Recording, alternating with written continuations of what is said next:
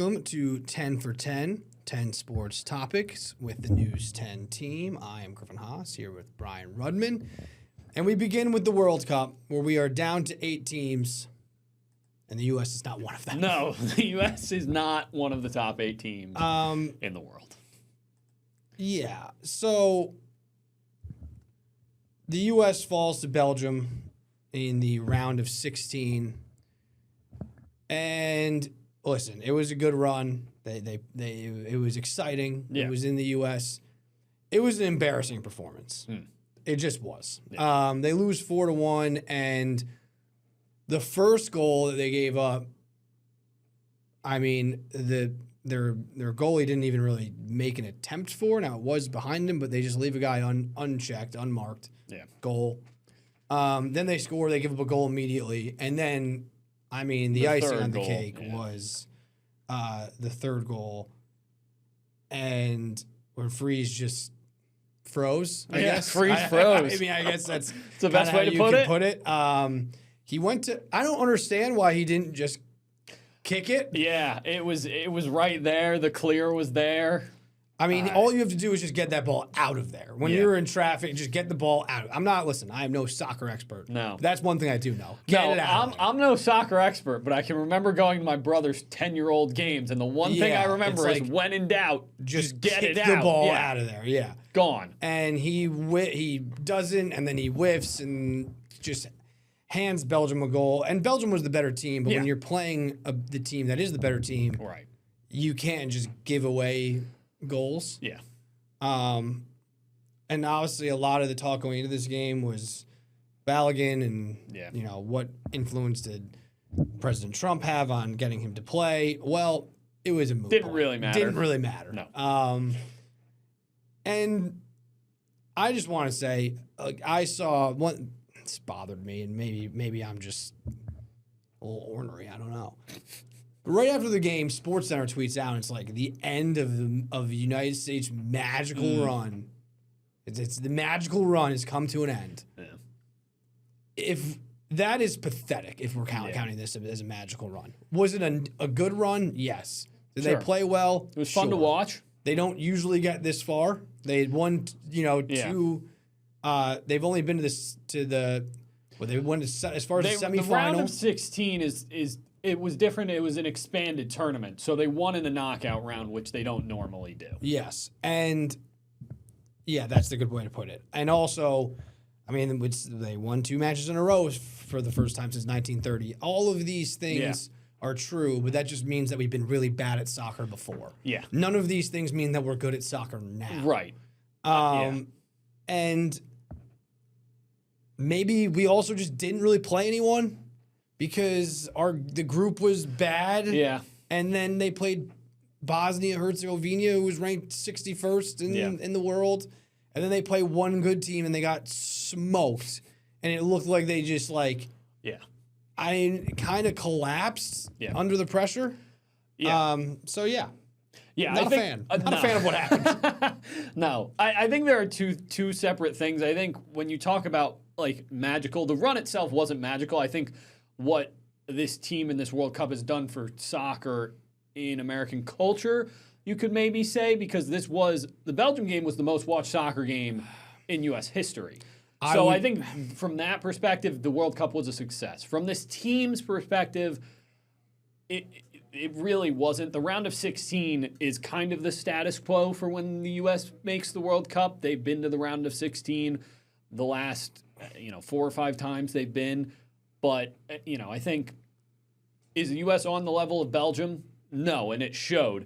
But I think in this game, the nerves showed early. They weren't playing as assertively. They weren't as confident. They played like they were expecting to lose. They didn't come out. The first goal is a perfect example. There are 3 guys just kind of looking up there. Who's going to clear the ball? No one clears the ball. All of a sudden, it's in the back of the net. To your first point, yeah, I mean, I guess if we're measuring success of the United States soccer and how many people watched, sure. But also for me, as someone who did get a little bit roped into it, who's not as big of a soccer fan, I'm left feeling not can't wait for next time. I'm left feeling I feel kind of silly for getting really excited about this because it turns out that we're not that good because we played, who we played in our group. And I mean, Paraguay was probably the best team that we beat the entire time, them in Bosnia.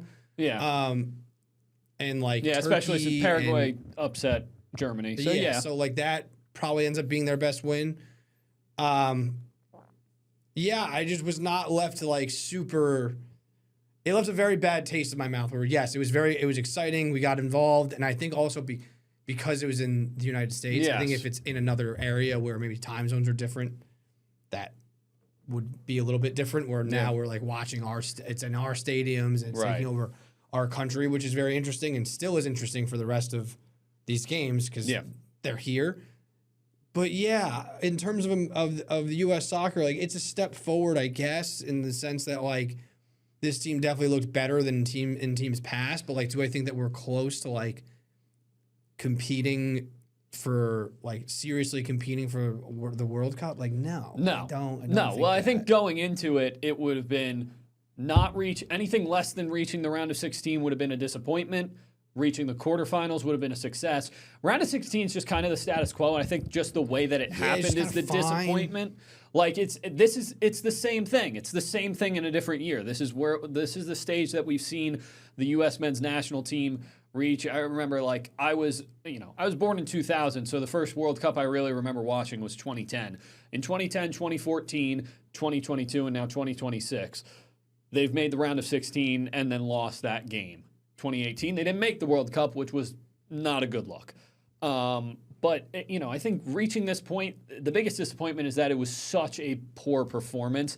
And I think the other thing is this team looked so assertive and so good against lesser competition, and then they just had their worst day in a game where when you play a top 10 team in the world, is it impossible for the U.S. to beat Belgium going in? I would have said no, but they would have had to play their best game of the tournament. They played their worst by far, and it showed. And, I think there were little moments, but it just overall, there were just too many mistakes to beat a good team. And, I don't know. Like, listen, there are moments in the game in terms of, like, when they scored. Other than that, they got dominated just the entire they just got.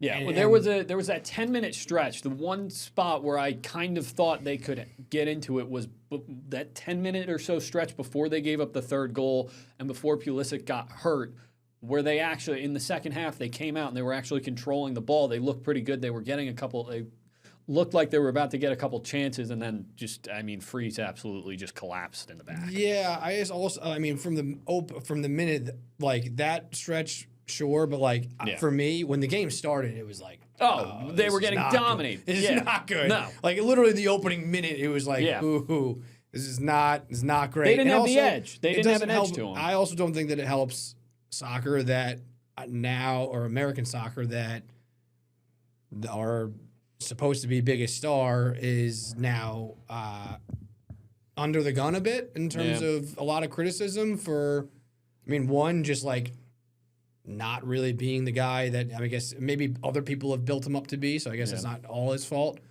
But when you hear like Landon Donovan and Tim Howard and Carly Lloyd, who all obviously have a big say in United States soccer and know what they're talking about, criticize him not only from a play perspective, but also like how he was carrying himself and resting in other major tournaments to be ready for the World Cup. But then you get to the World Cup and you're battling injuries and not ready for the World Cup, and maybe that rest wasn't the best.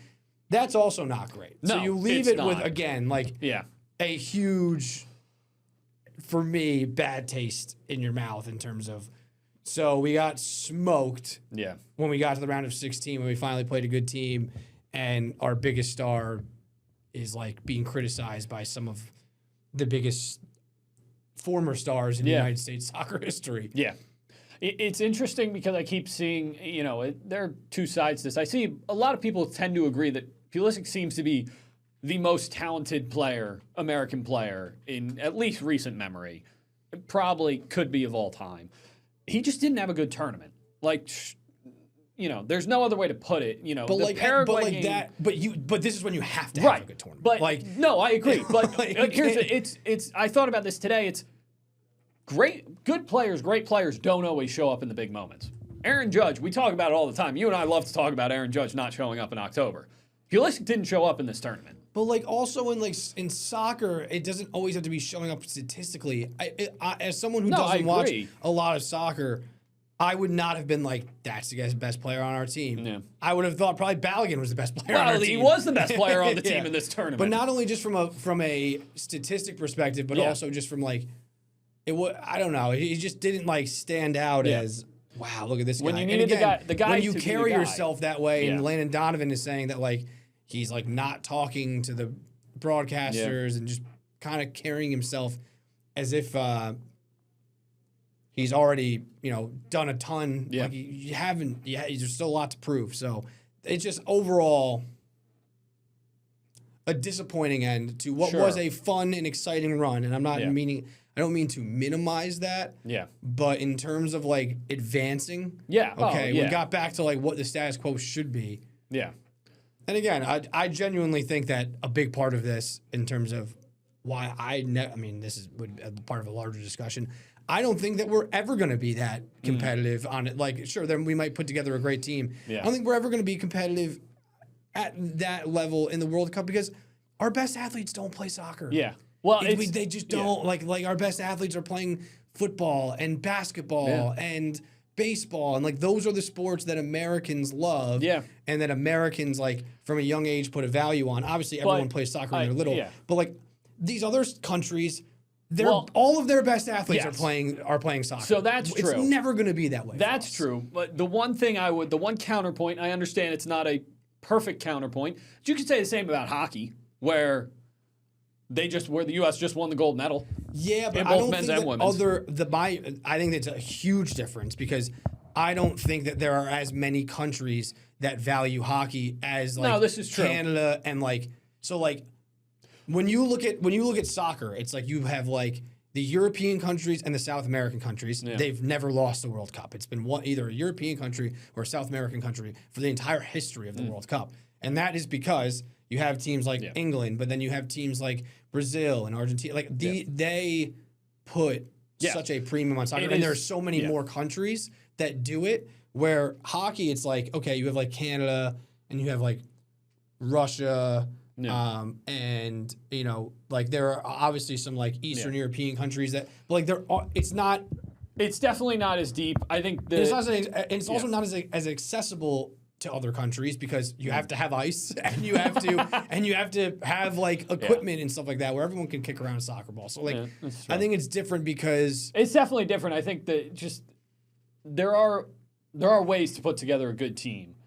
And I think part of this, and I've seen this online, is a lot of people are talking about the way that the youth system is handled. And that's an entirely different discussion because a lot of in Europe, all of them go to the club youth systems where everything's paid for and you're not having to pay for it. And there are club youth systems in America, but they're based in the MLS teams, which are spread all across the United States, which is a much bigger country than all these European countries where they're all over the place. I just don't think I don't know if there's, like, again, it would take like a miracle. I think, is it possible that there could be one team that goes on puts together one great team and they go on a miracle run and win it? Sure. But in terms of being like a perennial contender or power, even that even the first part I'm not sure about because again, the popularity of soccer not only would have to make a vast improvement, but like you'd always have to see, which is never going to happen, like other sports become less popular. Like because again, like there are so many sports that you can play in America, and one of them being soccer, where in a lot of these other countries, like soccer is the thing. It's true. Soccer's probably not going to be the number one here ever. No, it will never be number one. It will never overtake football. It will never overtake. I don't think it'll ever overtake basketball. Maybe I doubt baseball, but like I'll just put that in there just because. Yeah. It's like, could people could younger kids be bored of baseball?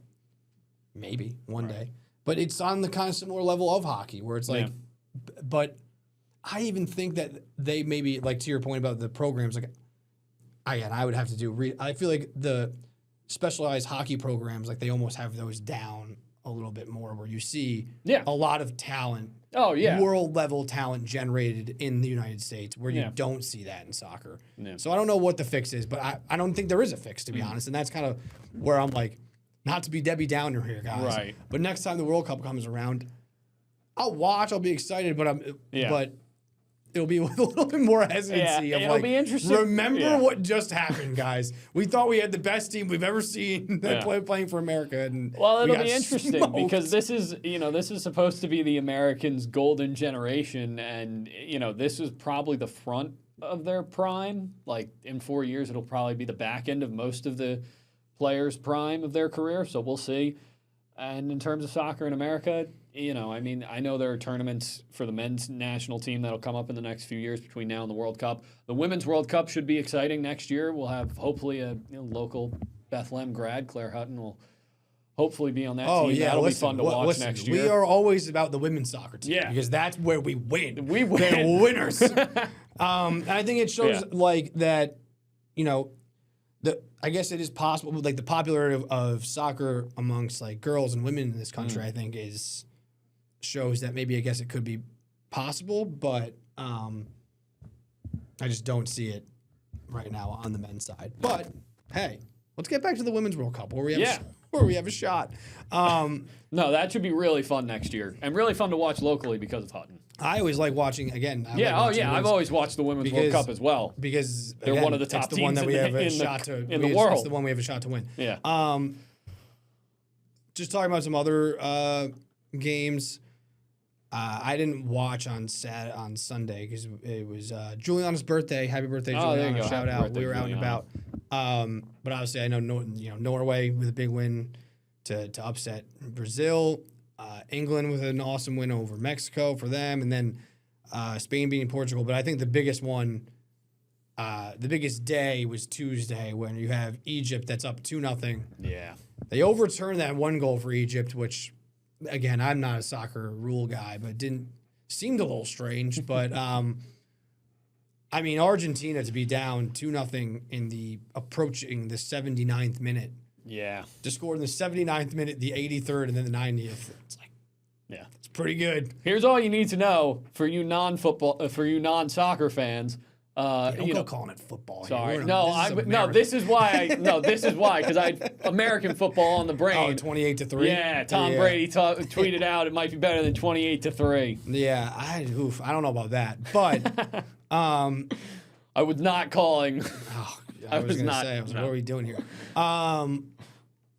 Messi's unbelievable. That's when unreal. Obviously he's like probably the best to ever do it, but that's when you watch a game and you're like, well, this guy's just way better than everybody else. And the way, setting up the first goal there, then scoring the second 4 minutes later, and then obviously they score in the extra time.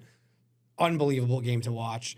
And then we had Switzerland beating Colombia in PKs later that day, which PKs are just electric. If you're watching this, France probably beat Morocco. I'll say it. Now I'm going to be wrong, but he's calling it. We're recording this on Thursday at 3:20 p.m. So that game starts at 4. So we have that game. Then on Friday we have Spain and Belgium. Saturday, Norway, England, Argentina, Switzerland. It just kind of feels to me. Like Argentina. But yeah, you think they're on the back-to-back? Yeah, when you do things like score 3 goals and just make it that easy, like I feel like they're about to click, like even on another level. It just shows the level they're able to tap into. Yeah. So that's where I lean. Okay. Where do you lean? I kind of like France. I think that would be fun. I think France Argentina in the final again would be fun.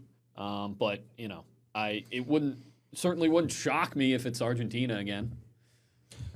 Well, you can watch the games on Fox. Yeah. So tune in. So do that. We're going to take a break.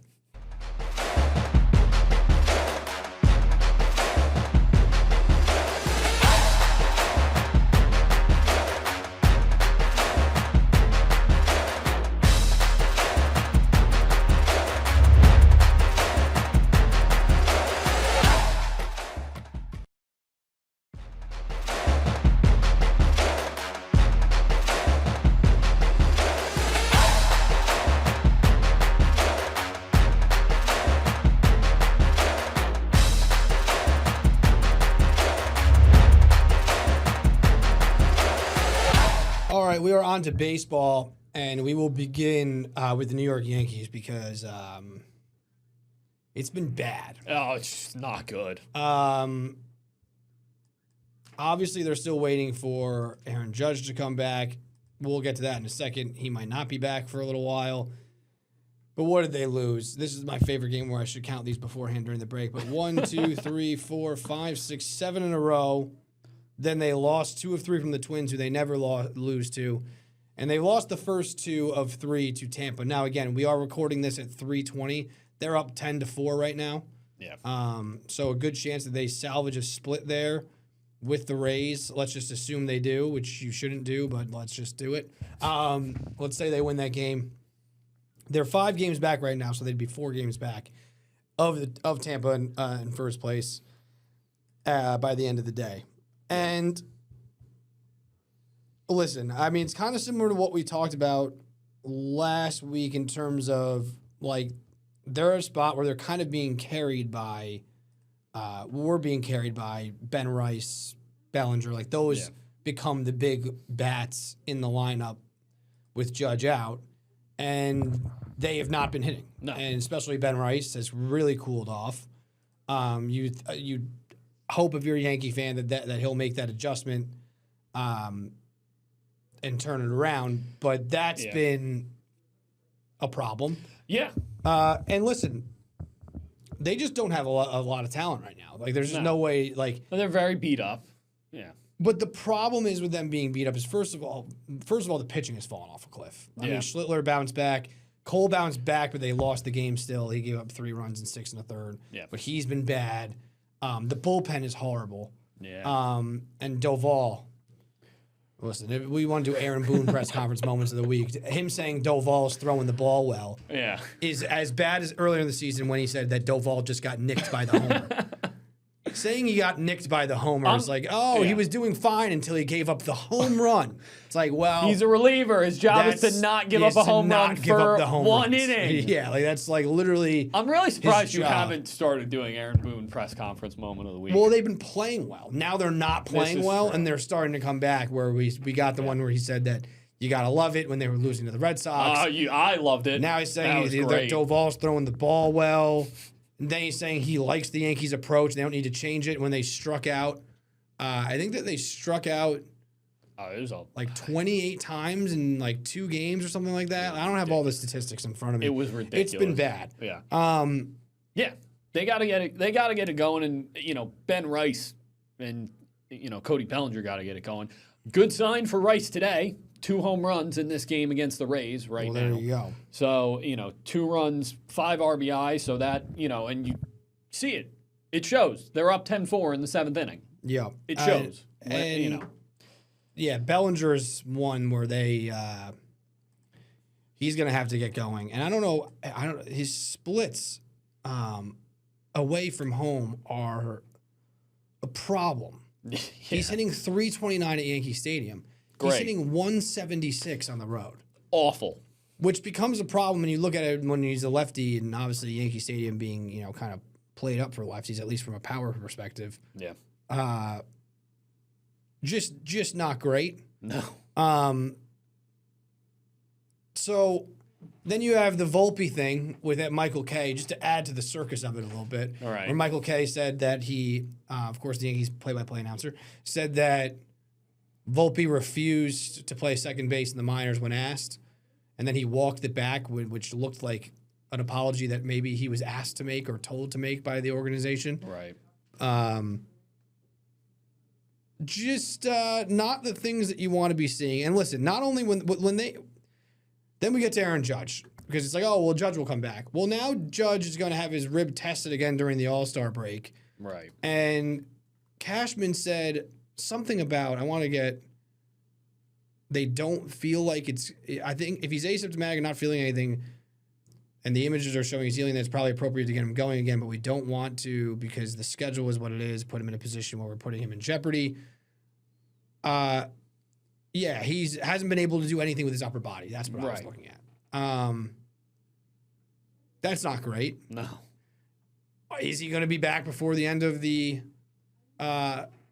regular season? Like, is it going to be something where he's back literally just in time for the regular season?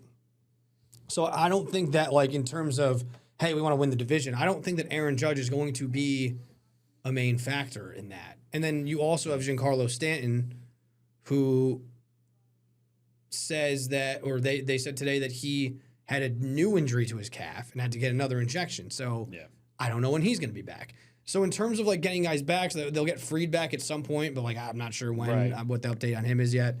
But in terms of getting back guys from the lineup, like you might get Ryan McMahon back at some point, but like they did. I think he's playing today. Is he playing today? Okay. Yeah. So that's a big boost.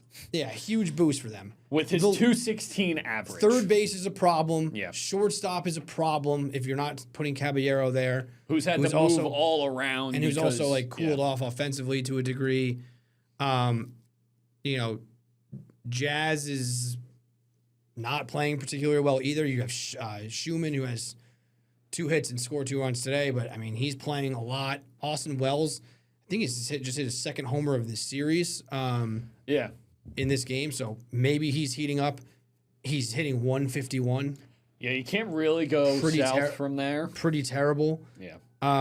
So I just don't know what guys they're getting back immediately that are going to make that much of a difference. No, I don't think they will. I think Cashman really has to. He's got his work cut out for him over the next couple weeks before the trade deadline, because this team, you know, for all the talk of it only matters in October, which is true for this Yankees team, I mean, they're now, you know, going to be, assuming they win this game, they're going to be 4 back of the division.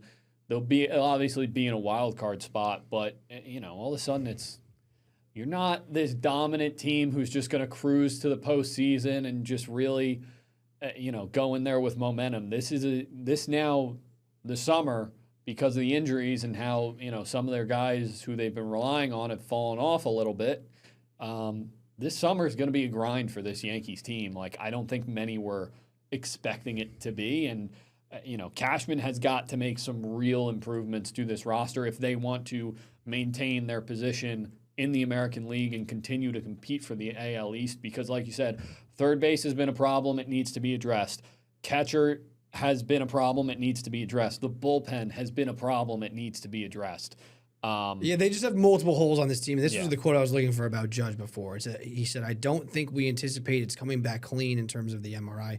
I think we're anticipating, hopefully, that it's showing the healing process just so we can start doing stuff with his upper body. So, like, that does not sound like a guy that is very close. If you're hoping that it's healed just enough where we can start doing something with his upper body. You're looking at probably at least a month, at least. And listen, if they get Fried back, you know, hopefully sometime soon for them, great. Cole, you have to kind of hope that he bounces back and continues to bounce back. Schlittler, I think, obviously, his outing was kind of a one-off, but you know, Warren got rocked the other night, and Weathers did not pitch well the other night, so the pitching has kind of come back to earth, and the bullpen. So you need to fix the bullpen. If you get a starter back, if you get Fried back, you probably don't need to add a starter, but they might look into it. I just don't know why. They can't fix all of these problems. Right. But then they have, you know, catching, third base, shortstop, where it's like, are we just going to continue to just – shout out to John Boy for this, but they did a study on Anthony Volpe. Okay. To see if he's over 1,800 plate appearances over his first 3 years. His OPS is 280, or his on-base percentage is 285. Okay. They look to see if any player has ever had 285 or lower and been given this much run, 1,800 plate appearances. Yeah. The answer is no. He's the only one. Okay. He's the only player who has been given 1,800 plate appearances over 3 seasons with an OPS or an on-base percentage of 285, which just shows they just continue to run him out there and say he's the starting shortstop, and he continues to stink. Yeah. I mean, part of the problem right now for them is there are times when they don't have a choice because they need Caballero to play other positions. But, you know, it is a problem. Yeah. It is. At this point, and they keep going back to him for some reason. But it's not as much like a statement of like right now. It's more of like, how did you go into this year again thinking that he not only was he not good, he was hurt to begin the year. Yeah. And you still had Cashman saying, no, he's the shortstop. He's the shortstop. Then Boone says when Caballero was playing well, whoa. Caballero is going to be the shortstop. He's not losing his job just because he gets injured. And even before all of these injuries, Volpe was back playing shortstop. So that's on them for going into this season with him slated to play shortstop. I mean, again, yesterday when you have Ahmed Rosario batting third in your lineup, not good. No. I think this is, as strong of a start to the year as the Yankees got off to. I think if you go back to March, the conversation was this is a decent lineup, but a thin lineup. It's top heavy, and there were one or two injuries away from being in trouble, and not exactly. Stanton's been injured pretty consistently throughout the last couple of years. Judge has had his injury problems in the past. It's not. You could have seen this becoming a problem where this lineup gets very thin very quickly, and that's exactly what's happened. And they're just not. They've just the problem is they're just not very earth. good. Yeah. With all these injuries, and I don't really know when it's gonna change, unless guys just start playing a lot better or they start making moves at the deadline, which is still a little ways away. We're getting closer. Yeah. Let's talk about your Boston Red Sox. All right. Who have decided that they want to play baseball. Yeah.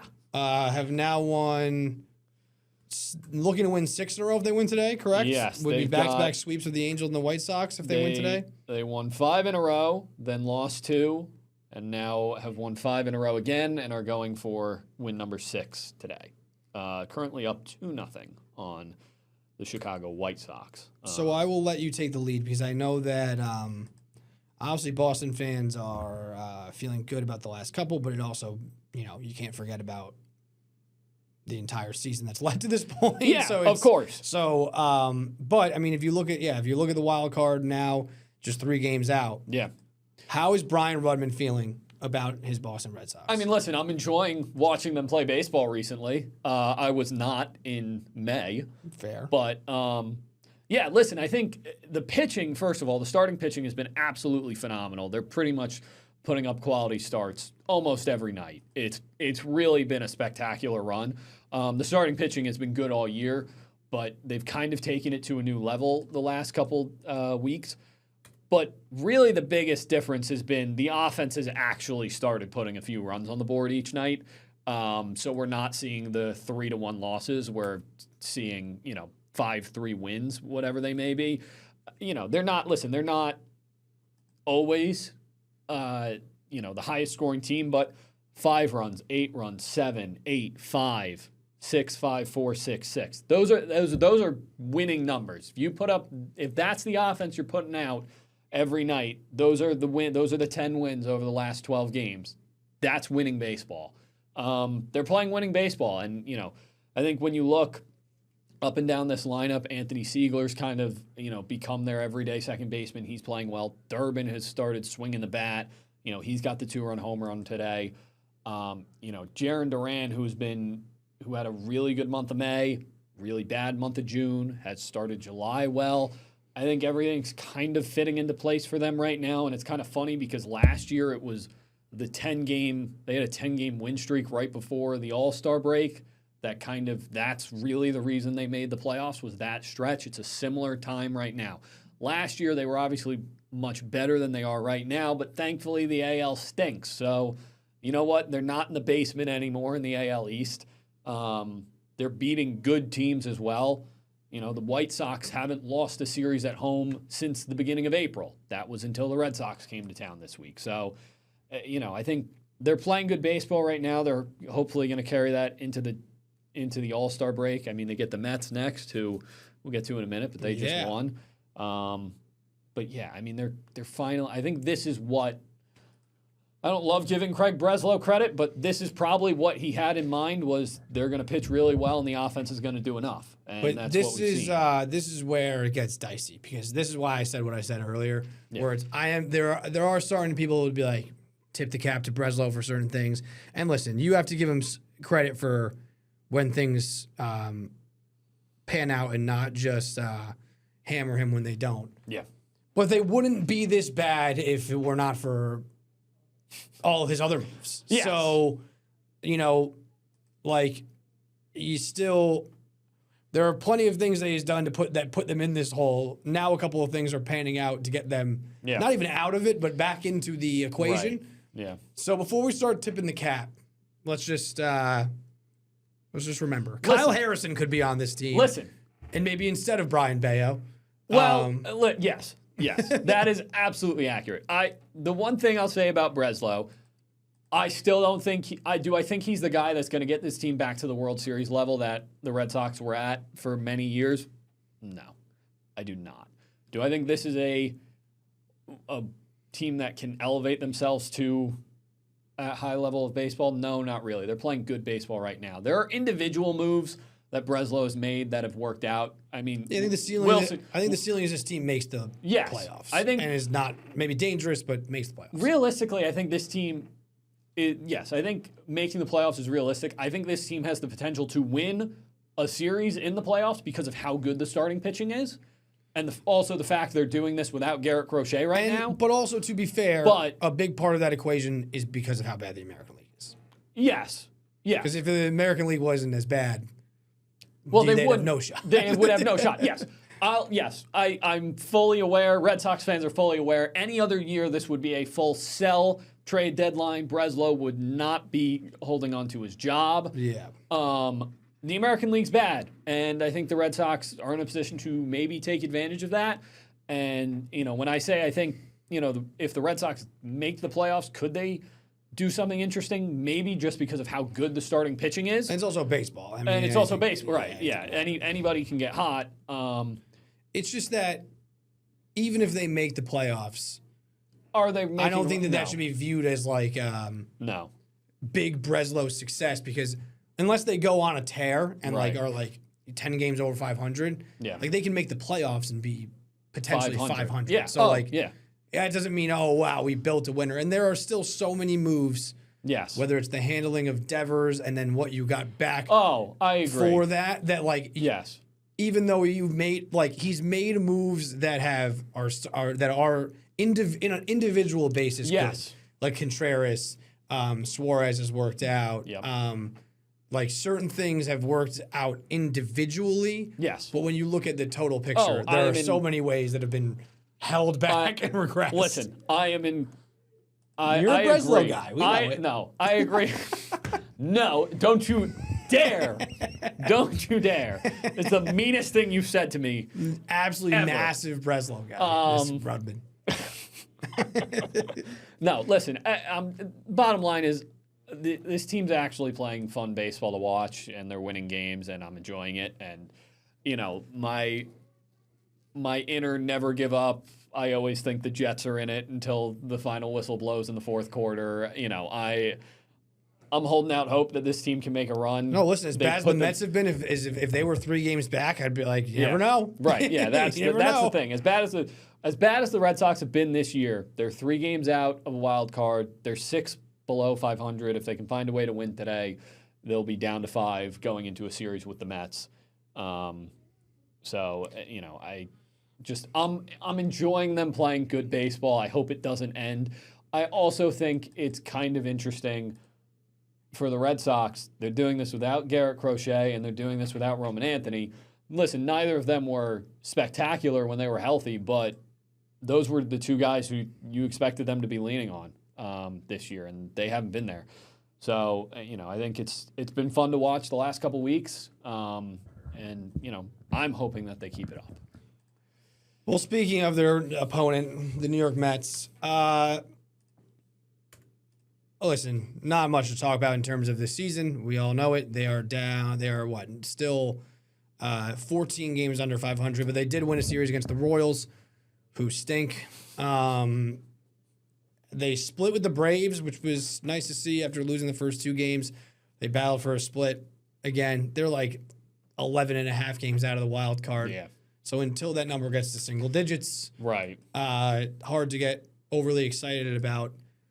where the team is at. Now, I will say it's kind of disappointing because it finally feels like from a lineup perspective they've put it together in terms of having a pretty formidable lineup.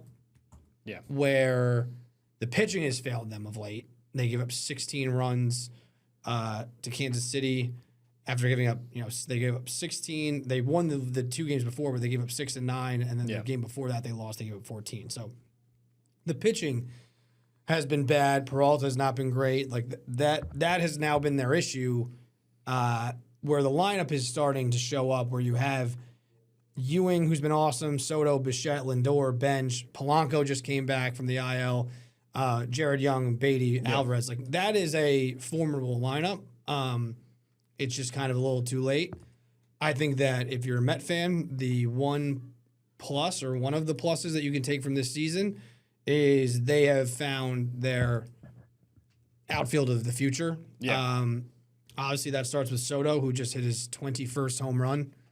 And don't forget that he missed a stretch of games. So he's now hitting almost 300, and he has 21 home runs. His OPS, I think, is about to be over 1,000. He's just been, he's so good at baseball. I mean, he homered in the first game of the Kansas City series. He homered twice. He had homered twice in the Atlanta series and twice in the Kansas City series. Yeah. So he made a diving play the other night, too? He made a diving play in left field. And then you have A.J. Ewing, who reached base 6 straight times. He went, after going 2 for 4 with a homer in the third game of the Atlanta series, he went 4 for 4 with a homer in the Kansas City series. And then the next game went 2 for 5 with another homer. So he had 3 home runs in the last 4 or 5 days. Today, he ended up playing second base because Mark Vientos got hurt. And he does have a lot of reps at second base. Had another hit today. And then you have Carson Bench, who's also now hitting, after his line early in the season, he was batting under 200 for a while, 265, 11 homers, 737 OPS. So other than Soto, both those guys have incredible speed. Right. They all play pretty good defense. Soto, pretty good, both of them. Ewing's outstanding in the outfield. Now, I guess I'm saying they have the outfield of the future, and now Ewing is playing second base. But that just shows his versatility. Right. Point stands that they found something in those young guys. But we are still approaching, unless they can, do what you don't want them to do and sweep the Red Sox and then go on a couple and win a couple more. Yeah. They're going to this All-Star break as 90% chance that they're going to be sellers. What that looks like, not exactly sure. But we don't need to spend more time talking about the New York Mets. We're going to take a quick break.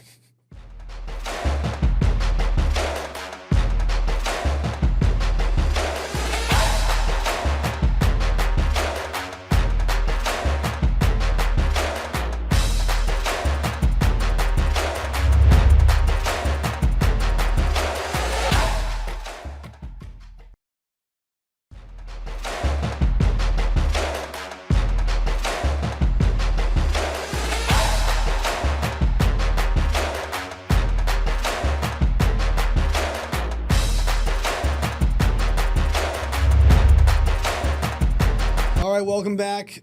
We are briefly going to talk about the NBA champion, New York Knicks. I just want to remind everybody that he's got to make sure they have NBA the title. champions, champions of the world of the NBA.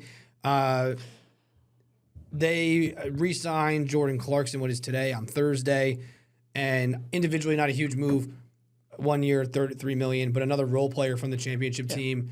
And now that we have it in kind of full scope, obviously they have one more spot on the roster. Probably going to be looking at like a big man for the vet minimum. I've seen they've had interest in Jonas Valanciunas, but they lose Mitch, but they bring back Jose Alvarado on a discount, Landry Shamet on a discount, Clarkson on what was maybe a discount, and Diawara, who I think will have a bigger role this year, while adding Andre Drummond to be the backup center, and they still stayed below the second apron. Right. I saw Bobby Marks, who's kind of the cap guy for ESPN. He was saying, I don't know what kind of mind control Leon Rose and Brock Aller have on guys, but they got a lot of guys to take discounts, and it's amazing that they were able to keep a large core of the team together while just swapping Mitch for Drummond, and obviously that is a drop-off.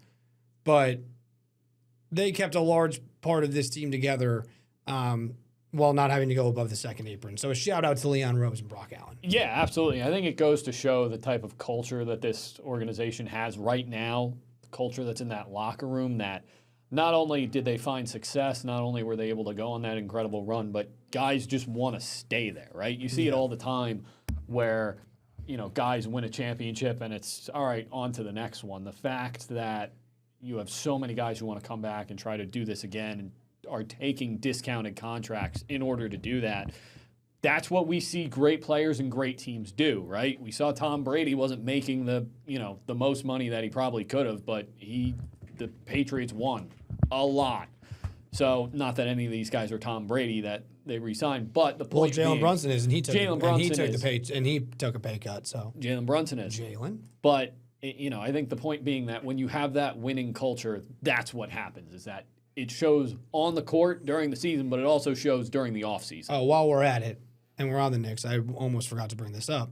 Should also mention that Jalen Brunson had wrist surgery because he was basically playing the last couple of games of the NBA Finals with a broken wrist. Now, incredible. If you don't remember, he scored 45 points in Game 7. So when we look back on this championship run, that we were already going to build a statue for Jalen and put it in perspective of the great championship runs in NBA history from a team perspective and also a player perspective, we also get to add to the resume that Jalen Brunson was playing with a wrist injury that required surgery. Absolute dog. He gets banged up a lot, whether it's his ankles, his feet, and he just plays through anything. Can't say enough about Jalen Brunson. We love him.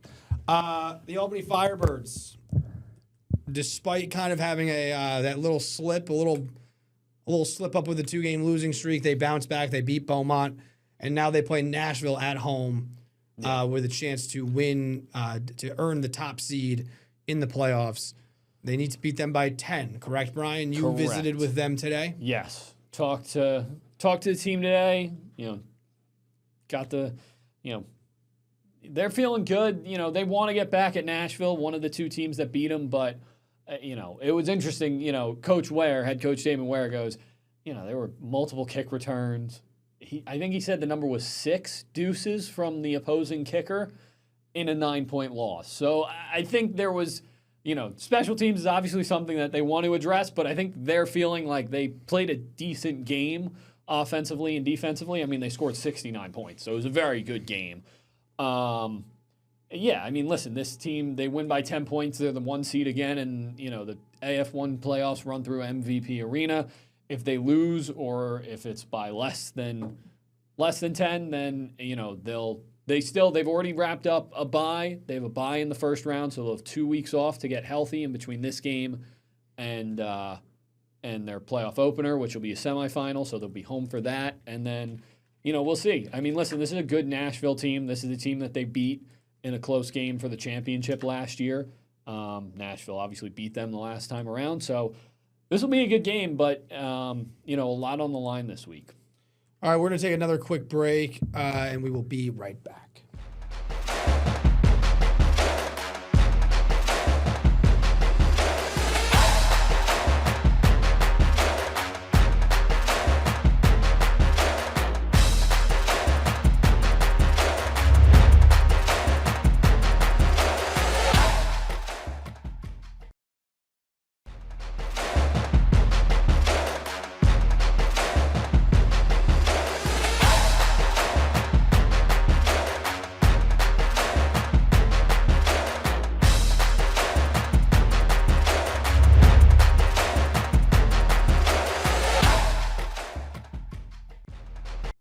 All right, welcome back to 10 for 10. We are quickly going to talk about the Tri-City Valley Cats.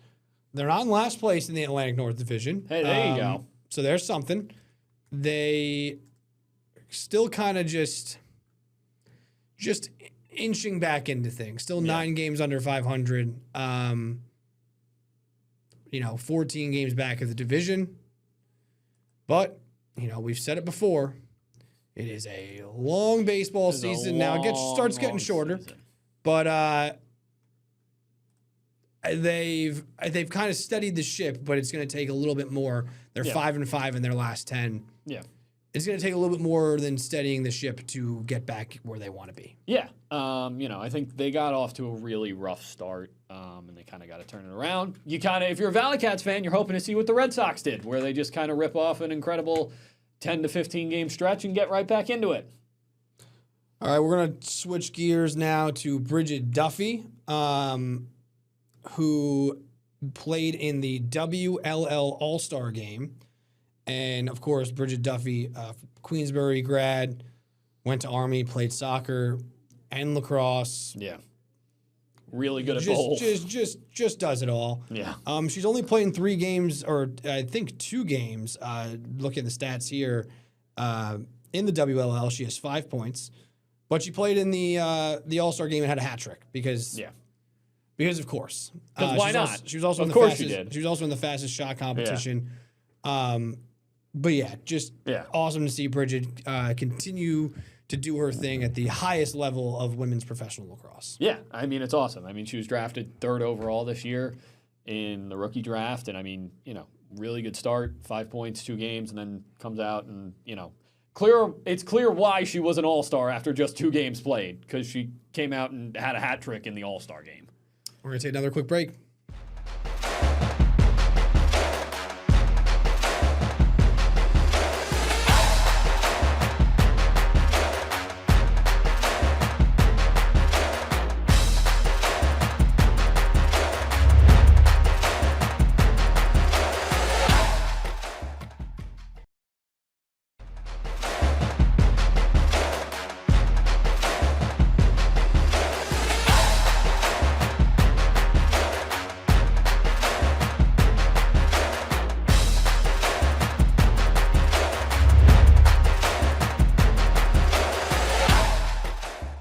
All right, we're going to end real quick with 2 quick hitters, starting with, not a lot to go on. Sienna back, both basketball teams back, summer workouts. Yep. Not a ton to go on with summer workouts, but it's nice to see the teams back in the gym. Yeah. I mean, we're getting closer to basketball season. The countdown certainly started. Yes. Now that we're in summer workouts. For the women's basketball team, Terry Prim looking to elevate this team to a new level after kind of a middle-of-the-road season last year where they dealt with a lot of injuries. Yeah. Some a lot of new faces, but also some, including one very big returning face. Yeah, I mean, Francesca Shiro, who was the MAC Rookie of the Year last year, despite taking a season-ending injury to her wrist in the middle of February, she's back with the team and healthy. They have 4 returners who played significant minutes, which certainly you got to build out the rest of the roster, but they have some returners this year. And then on the men's side, a different story in terms of this is a team that won the MAC last year. Now looks to win the Metro this year with a name change under new head coach Nevada Smith. So I think summer workouts are very important for all teams, but maybe even more so for teams with new head coaches as they get used to not only new players, but new systems. I know he's pointed out Reed Ducharme is kind of a standout for them, a guy who's been there for a couple years, transferred from Xavier a couple years ago and just has not really gotten the chance to shine because of injuries. And then, of course, BC, Brendan Coyle back, a big core of that, that championship team last year. So nice to see them back in the gym, and we're ready for basketball. Very exciting. And then we'll end with Saratoga. We had the opening week, the July 4th Racing Festival. And then Ciro's Cup this past week, raising money for the Center for Disability Services, a great fundraiser that they do every year. Absolutely. In terms of the racing, I think the biggest takeaway was obviously the spill that we had on opening day where 4 horses went down. I mean, it's a miracle that, no horses were injured or at least, serious injuries. They all got up and walked away. Javier Castellano, obviously, he was injured. Looks like he's going to be out for like 3 weeks with a back issue. Right. Obviously not what you want to see, but could have been worse. It for could have all been involved. worse, yeah. And then Paco Lopez suspended for 30 days, which I'm no expert, but seems like people are pretty unified in that it was a deserved suspension. Yeah. And again, just lucky that nobody got hurt and we can get back to racing. Yeah. All right. That'll do it. We went 10 for 10. Have a good weekend.